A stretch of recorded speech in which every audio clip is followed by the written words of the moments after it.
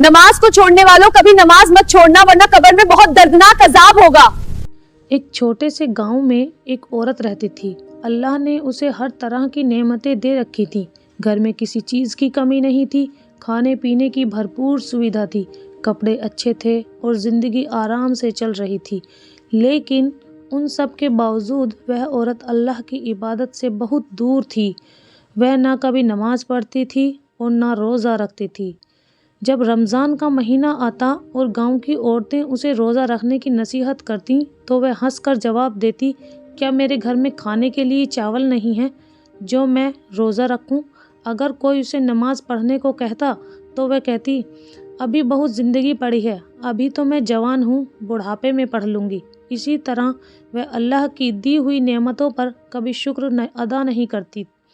ना किसी गरीब को खाना खिलाया, ना किसी यतीम का हाल पूछा और ना कभी अपने गुनाहों पर तौबा की। उसकी ज़िंदगी यूं ही लापरवाही में गुजर रही थी। एक दिन अचानक वह औरत बीमार पड़ गई। बीमारी दिन ब दिन बढ़ती गई और कुछ ही समय बाद उस बीमारी की वजह से उसका इंतकाल हो गया। गांव में खबर फैल गई, लोग आए, जनाजे की तैयारी हुई और उसे इज्जत के साथ कब्रिस्तान ले जाकर दफना दिया गया। दफन के बाद सब लोग अपने अपने घर लौट गए और कब्रिस्तान में सन्नाटा छा गया। थोड़ी ही देर बाद कब्र के अंदर अंधेरा फैल गया। तभी दो फरिश्ते आए, उनकी आवाज़ सख्त थी। उन्होंने सवाल करने शुरू किए, तेरा रब कौन है? तेरा दीन क्या है?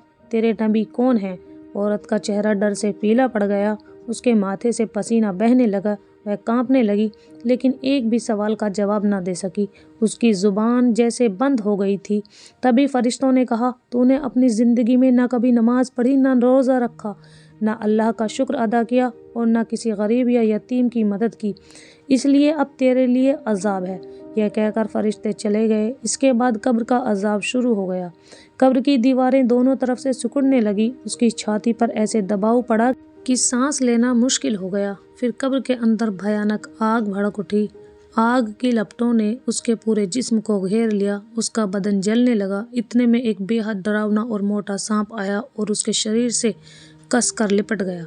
दर्द से तड़पते हुए वह औरत पछताने लगी, लेकिन अब पछतावे का कोई फ़ायदा नहीं था।